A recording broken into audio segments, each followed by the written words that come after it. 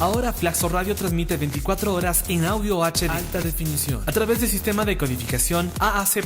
Disfruta el mejor sonido y la mejor programación. Búscanos en TuneIn como Flaxo Radio o escúchanos en directo a través de flaxoradio.es. Flaxo Radio, amplificando ideas.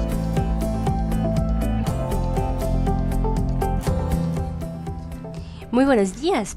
En este primer programa del año 2019 de Voces Rurales, el día de hoy vamos a tratar un tema coyuntural de el vecino país. Pues le damos la bienvenida a nuestra invitada geógrafa Lizeth Campos, a mi compañero le voy a llegar un cordial saludo, que el día de hoy me está acompañando en esta entrevista, Luis Remache. De la misma manera haciendo llegar un cordial saludo a todas las personas que están pendientes de nuestro programa Flaxo Radio. Recordate también que nos puedes escuchar en nuestras redes sociales. En este momento estamos siendo retransmitidos en Facebook Live. Luego todo el contenido de esta entrevista la vas a encontrar en YouTube y la página web de Voces Rurales. Muy buenos días, Luis. Yupechanchik masnaya ñukanchik kayanki uyari de uyaskunata yupechani Lizeth allí llamamos canis para pane nacho kuran kay punchapika para la cosa un ñukanchik kay Colombia yakta ñukancha ellos yakta kuramantami para nakus pakatisho.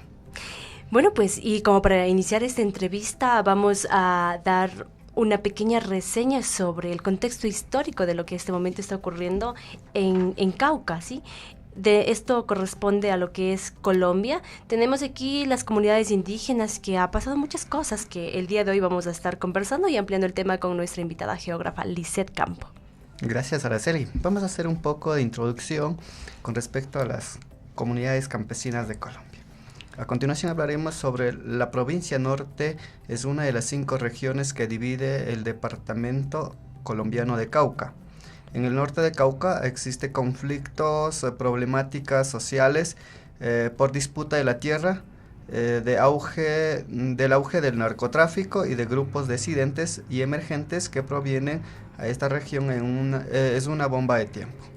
En las afueras de Coloto, al norte de Cauca, se ve una imagen contrasta con estos tiempos de paz.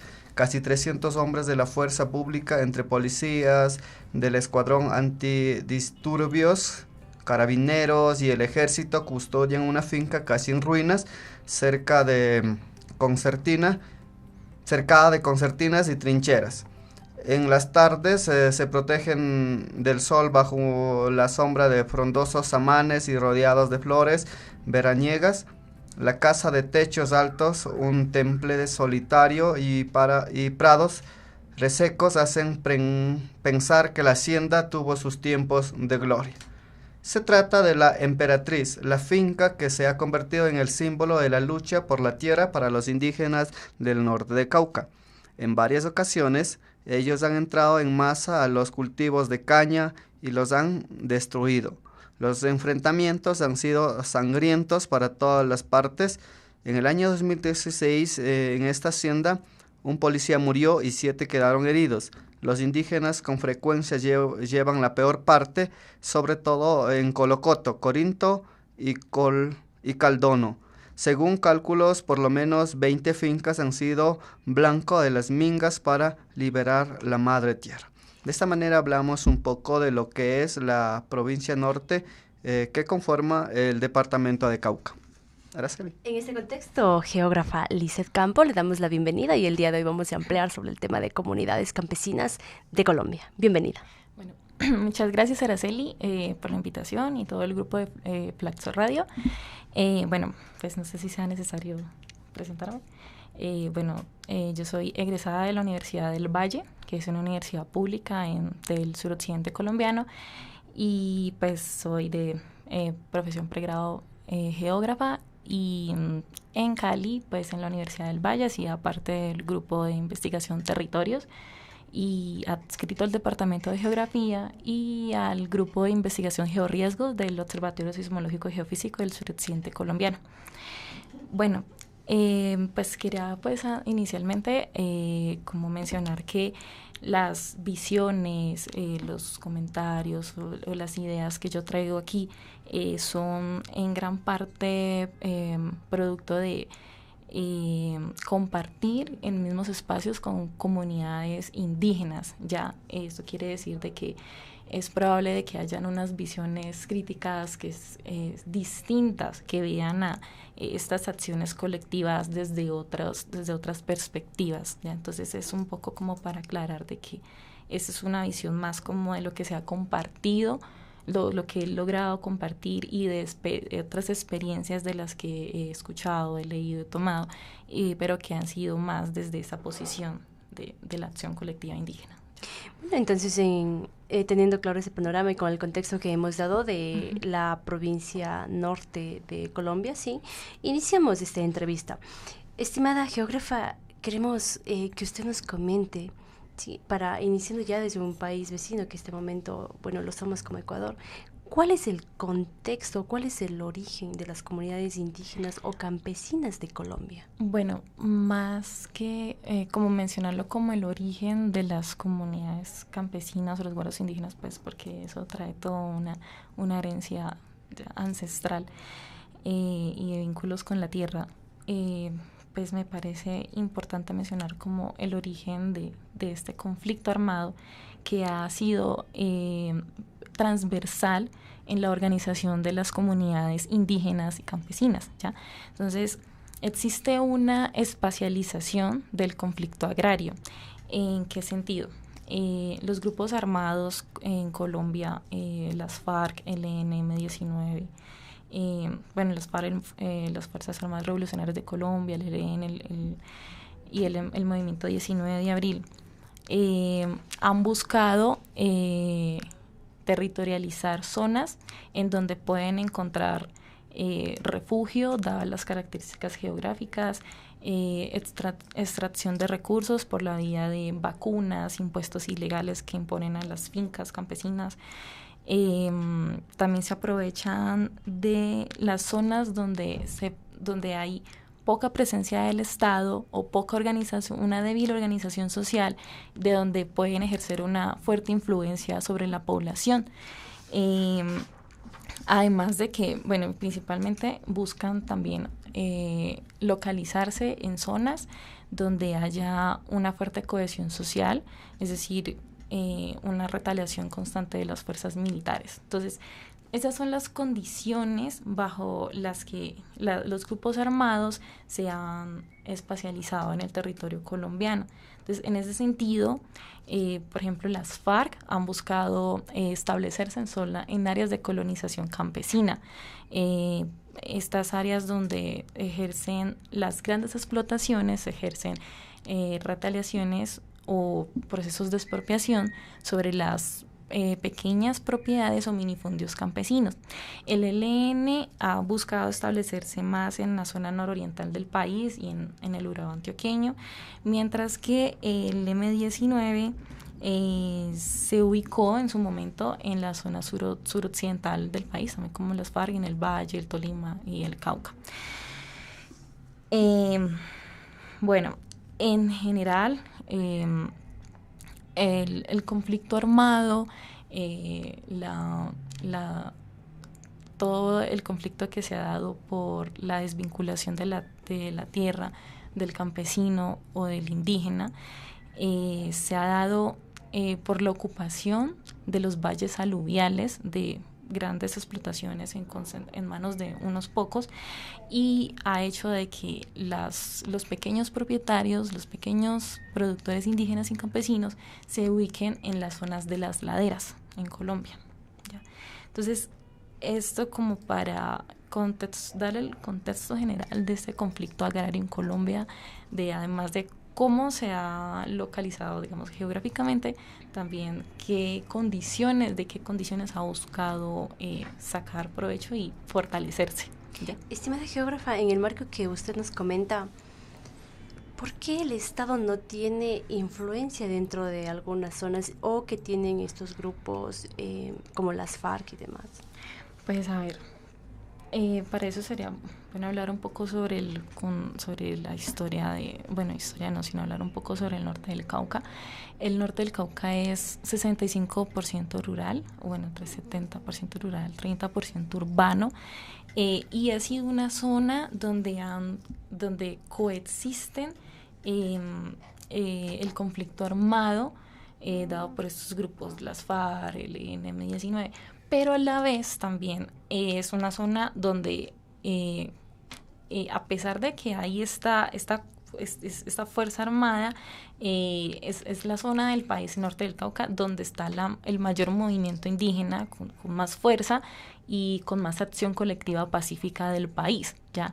Entonces son dos frentes de movilización de los que se han movido pues en este contexto del conflicto armado, que han dado pues distintas formas de organización social y en las que el Estado pues no, ya que no hay políticas de desarrollo que diferencien los aspectos de cada región, o sea, no hay una diferenciación regional cuando se implementan políticas, sino que todas son, o sea, se asume que todas las regiones son iguales y se ignoran que hay procesos, prácticas espaciales distintas, entonces se ignoran estos dos frentes de movimientos sociales, ya.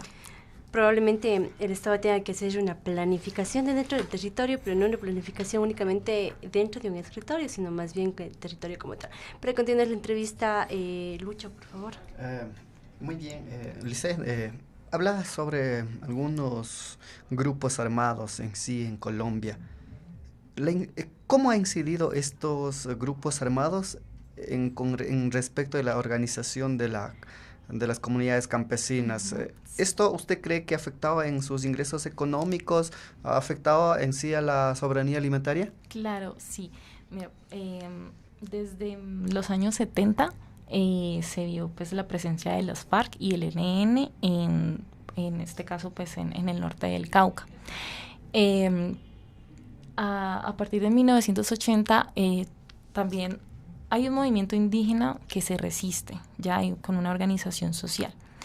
Pero las FARC influenciaron también a que dentro del mismo movimiento indígena hubieran diserciones y se mostraran contrarias a los mismos indígenas. Entonces en el 1980 surge también el movimiento Quintín Lame, que digamos que son propios del norte del Cauca, pero se muestran contrarios a las ideologías ancestrales pues que ya venían de los resguardos. Eso por un lado. También a partir del 99 aparecen durante el proceso fallido de paz del gobierno de Pastrana, aparecen las AUC, que son las autodefensas colombianas, pues promovidas por grupos paramilitares, y estas entran, digamos, a desplazar a las FARC. Entonces ya entra ahí el movimiento indígena a verse entre este combate entre las FARC y las autodefensas colombianas. ¿Qué pasa? Las FARC se muestra más, muestra más retaliación contra el movimiento indígena más que el campesino, porque está mejor organizado socialmente, ya que tiene unas formas de organización propias como el cabildo, el tribunal de justicia, un tribunal de justicia propio, las asambleas permanentes, las mingas. Entonces eso le ha dado una autonomía y una independencia, incluso en una generación propia de planes de desarrollo como los planes de vida, que ha dado a las FARC. O sea, las FARC ha desplazado con mayor facilidad a los centros urbanos, a los campesinos, pero se ha resistido más el movimiento indígena, pero por eso se muestran más con más retaliación frente a ellos. Ya en este campo de batalla entraron las AUC, viendo los movimientos indígenas que de por sí han mostrado, o sea, pues no es un secreto que el movimiento indígena muestra cierta inclinación hacia los grupos radicales de izquierda, pues dadas las creencias de autonomía, en bases culturales, socialistas, ya. Entonces son vistos estos grupos por las AUC e incluso por las mismas fuerzas militares como aliados de la guerrilla. Entonces el movimiento indígena se ha visto entre este juego. Bueno, lo que preguntaba sobre soberanía alimentaria, esto que menciono se ha dado principalmente entre el periodo del 1999 desde, digamos, desde los 80, que estaba el grupo Quintín Lame, y más adelante que se dio la Asamblea Constituyente, en donde ya se consideró bajo el Estado Social de Derecho Colombia como un Estado pluriétnico y multiétnico, hasta el periodo 2005. A partir del 2008, que se fortalecen otras formas de organización social, como la Guardia Indígena, las asambleas permanentes, las mingas, que intentan dar a conocer de que el problema real del indígena, más allá de la educación, de la pedagogía, de la religión, de que se han visto como una raza inferior, es el problema de la tierra. Lo que hace distinto a la organización social indígena a la campesina es que cuando llegaron los grupos armados y se desenvolvieron, el indígena seguía vinculado a la tierra, seguía con su TUL, que es su pequeña unidad productiva, y se resistían a esta dinámica armada. Aunque pues cabe mencionar de que entraron en este juego de los cultivos ilícitos, dado que había de que pues por la dinámica de la guerra, de que pues no podían llevar a cabo sus actividades económicas bien porque siempre se veían amenazados, no podían tener una vida cotidiana normal. Entonces se vieron obligados a este tipo de cultivos ilícitos. Y aprovechando también que la ubicación del Cauca en el Andén Pacífico pues es un corredor de narcotráfico, ¿ya? Pero a pesar de todo esto, el movimiento indígena bajo, por ejemplo, pues aquí en el caso del Cauca, que son nazas y paeses, tienen esta visión de que de la Pachamama, de la liberación de la madre tierra, y de que la tierra es la generadora de todos los bienes culturales, económicos, ¿ya? Entonces, alrededor de todo esto se han creado acciones colectivas como las mingas. Yo te compartí unas fotografías. Sí, tranquilo. Javier nos está ayudando en eso. Ya. Por ejemplo, en Miranda, Cauca, se lleva a cabo cada año el intercambio de semillas y saberes ancestrales. Es una forma de resistencia que consiste en hacer un intercambio de semillas, pero más allá de esto hay una contextualización política a todas las comunidades y al cabildo de lo que está sucediendo actualmente. Entre el 2015, entre el 2008 y 2016 se ha visto un problema de concentración de monocultivo de caña de azúcar en el norte del Cauca. Pues lo que vemos ahorita en el Cauca es un paisaje muy monótono de caña de azúcar que responde a la expropiación de las multinacionales. Lo que mencionabas en un principio, Luis, se trata de las mingas, que se llaman de liberación de la madre tierra, en donde las comunidades indígenas se reúnen para bajar toda esta caña de azúcar y ahí volver a cultivar su cultivo de consumo que les fue erradicado por esas multinacionales, como maíz, frijol, ¿ya? Entonces, esos son hace parte de los procesos de acción colectiva que tiene el movimiento indígena en el norte del Cauca. De esta manera también, con todo lo que estamos comentando, las Fuerzas Armadas incidieron de cierta manera para que los campesinos tengan todo el tema de cultivos indígenas. A partir de esto y en el contexto de que se había planteado en que la tierra es la parte más importante para las personas que están dentro de esto, ¿qué está haciendo el gobierno para restituirles las tierras? ¿Hay alguna acción o estamos hablando de que hay una lucha de fuerzas entre los colectivos? Y de cierta manera el gobierno se ha sentado a ver qué es lo que está pasando o ha tomado cartas en el asunto. Pues mira, a partir de todo este encontrón que hubo en el 2016 entre, pues por las mingas, de que el movimiento indígena está acabando con la caña de azúcar. Bueno, acabando no, está sacando la caña de azúcar para ellos volver a sus cultivos. Hace parte de las acciones por vías de hecho que han tenido que tomar ellos y que exige el movimiento indígena que sea digamos, legal ante el Estado, ya, de que esas acciones no sean vistas como procesos o sea, a los cuales llega incluso el SMAT y ya es la fuerza pública la que ya se toma en contra de ellos, no, sino que sean vistas estas mingas como parte, por ejemplo, lo que estaban pidiendo en el 2016 los resguardos indígenas, bueno, la CRIG, el Consejo Indígena Regional del Cauca, la CIN, los mismos, el Consejo de Cabildos, todos ellos, se estaban pidiendo que en el proceso de paz se incluyera la reforma agraria, bajo la consigna de que con hambre no va a haber paz, ¿ya?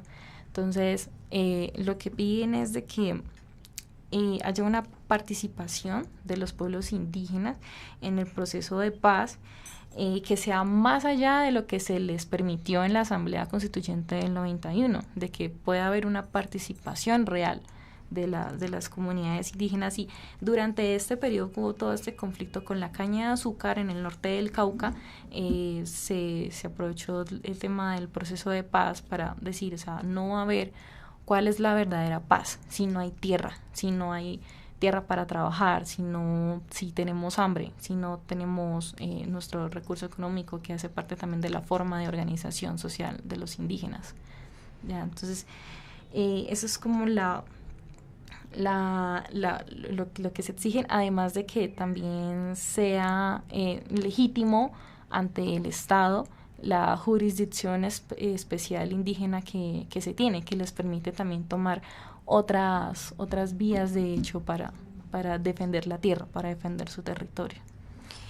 En este contexto de que se defiende el territorio, entiendo, o aclárenos del tema de los líderes, o sea, estos líderes han sido afectados como tal, más bien, Lucho, no sé si me ayudas.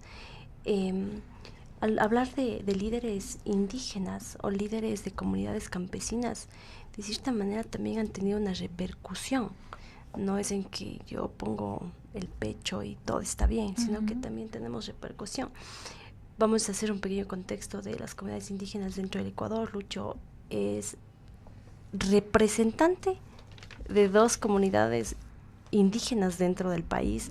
Entonces, como para tener este contexto de poder comparar y poder conversar la diferencia que hay entre el Ecuador y el Perú, y Colombia. Bueno, aquí si hablamos de Ecuador, tenemos una tranquilidad, sí, pero muchas veces los líderes indígenas entran por voluntad propia, pero al momento de estar adelante en el poder, pues aquí son atraídos por el poder político. Hay ciertos dirigentes que desde un inicio entran con una ambición política, no entran con una ambición de servir, pero yo desde un punto de vista así rápido veo que en Colombia pasa totalmente lo distinto. Entran con el afán de servir, pero encuentran con esa gran sorpresa de que son presionados por las FARC. Entonces no sé si eso, cómo pasa en Colombia. Acá en Ecuador es muy distinto, todo el mundo es voluntario, quiere servir, pero entran con una cuestión política. No sé en Colombia, Liz, ¿qué nos dices al respecto? Actualmente es el tema de coyuntura interna en Colombia, de los líderes colombianos asesinados, y que se reduce por estas cortinas de humo. Cualquier noticia que aparece es una excusa para oprimir esta triste realidad, ¿no? De que sí, o sea, de lo que va del año se han dado de baja casi, o sea, solamente llevamos un mes y es casi la mitad, cerca de la mitad de lo que hubo el año pasado.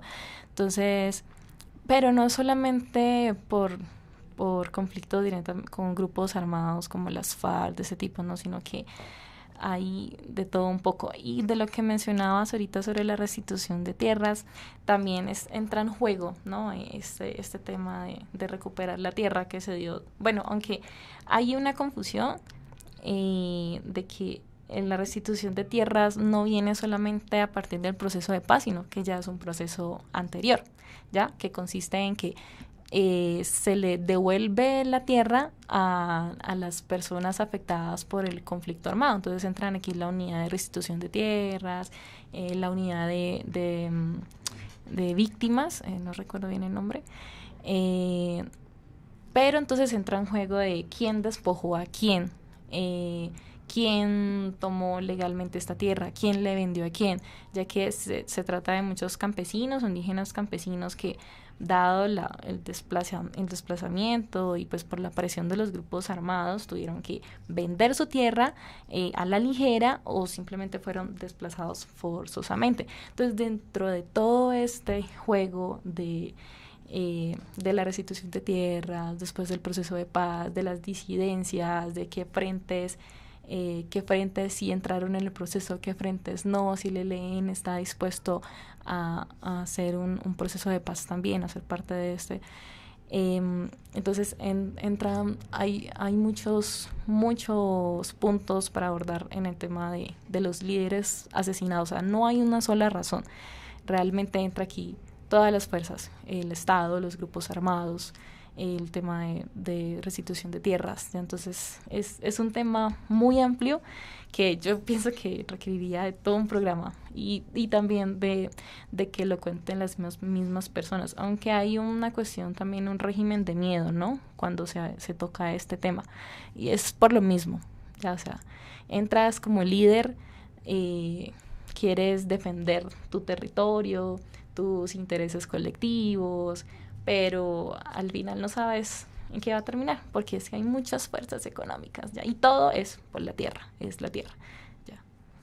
En el contexto de hoy que hemos tocado en nuestro programa de Voces Rurales de Comunidades Campesinas, estimada geógrafa, desde su contexto que ha podido compartir en territorio, se podría hablar, o en este espacio que las personas están interactuando, ¿cuál sería su reflexión o de qué manera o cuál es la percepción que nosotros tenemos al tener a líderes muertos en el mes de enero, casi lo que pasó todo en el 2018? O sea, ¿qué nos llevaba a nosotros a pensar que en Colombia qué se podría necesitar? Como para ir finalizando este programa, vamos a comentarles a nuestros estimados radioescuchas de Flaxo Radio este tema coyuntural de Colombia, y una experta en el tema, la geógrafa Lisette Campo, nos comentará qué es lo que pasa en Colombia, qué es lo que se tiene que hacer desde su perspectiva.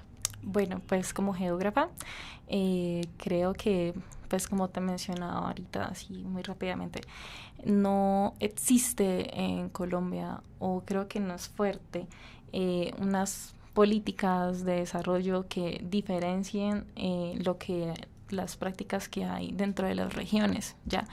Es decir, que, por ejemplo, para el caso de los pueblos indígenas del norte del Cauca, que son nazas generalmente, ellos consideran que sembrando la tierra se mantiene la identidad, la colectividad, la espiritualidad, las normas, la comunidad, y dentro de esto, pues, es mantener la tierra, el ordenamiento territorial, los territorios colectivos, la lucha frente a la megaminería, frente a la producción de biocombustibles. O sea, son, dentro de cada región hay unas dinámicas distintas que no están consintiendo las políticas que está generando el Estado, ¿ya? O sea, se generan políticas homogéneas, o sea, asumiendo que cada región es lo mismo, que dentro de cada región se viven las mismas formas de apropiación del espacio, pero no es así.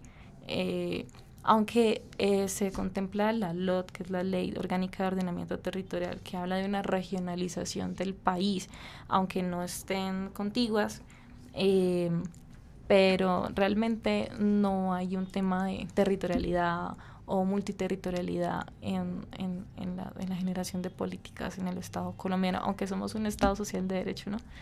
Desde 1991, pero no. Esa es mi visión como geógrafa.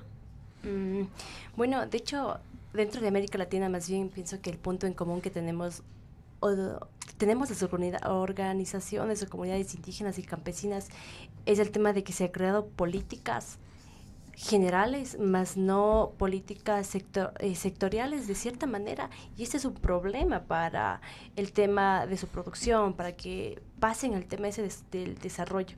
Se pensaría que tenemos que hacer un cambio estructural desde el armado de las políticas, desde la conformación de ese grupo social que genera estas políticas para la aplicación de los mismos. Bueno, estamos finalizando nuestro programa de Voces Rurales, siendo las 10 de la mañana con 55 minutos. De esta manera te invitamos a que nos acompañes en nuestros siguientes programas. De la misma manera, hacerte una cordial invitación.